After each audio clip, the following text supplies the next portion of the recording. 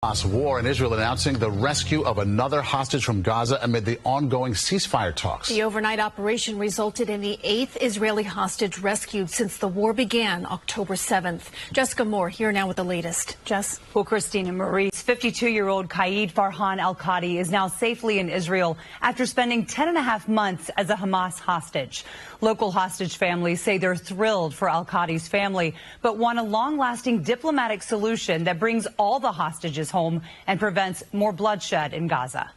Family members of 52-year-old Qaid Farhan al-Qadi run to his hospital bed upon hearing of his rescue.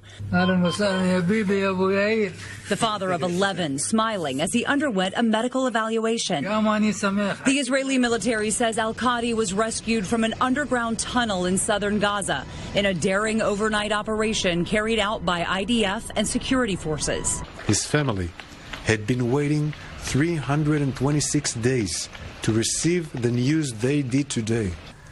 But there are still 108 hostages whose families are still waiting to hear news that their loved ones are home.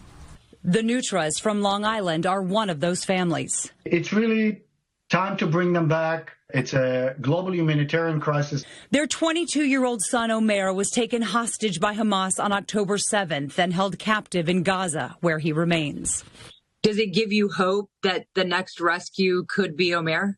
It sure does. It's a mixed bag of emotions, very excited for the family, but also, it's difficult for the families of those who are still there, and of course for the hostages themselves who are still there. Meanwhile, ceasefire negotiations in Cairo have so far failed to produce any significant breakthroughs.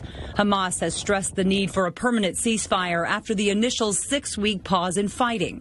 Israeli Prime Minister Benjamin Netanyahu said Israel intends to continue the war after the 6-week pause and will not agree to removing Israeli forces from Gaza long term. We don't want to see any more deaths in these rescues. And still, of course, want our loved ones released without necessarily having to go in and get them. The IDF and the Israeli military is doing what they can, but they're not going to bring out 108 hostages.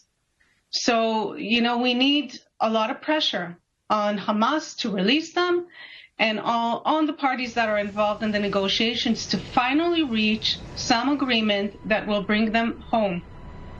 Both families stressed again how much they do not want anyone else to be hurt or killed, even in the process of rescuing their loved ones in Gaza. They're begging Israeli Prime Minister Benjamin Netanyahu to devise a diplomatic agreement that both Israel and Hamas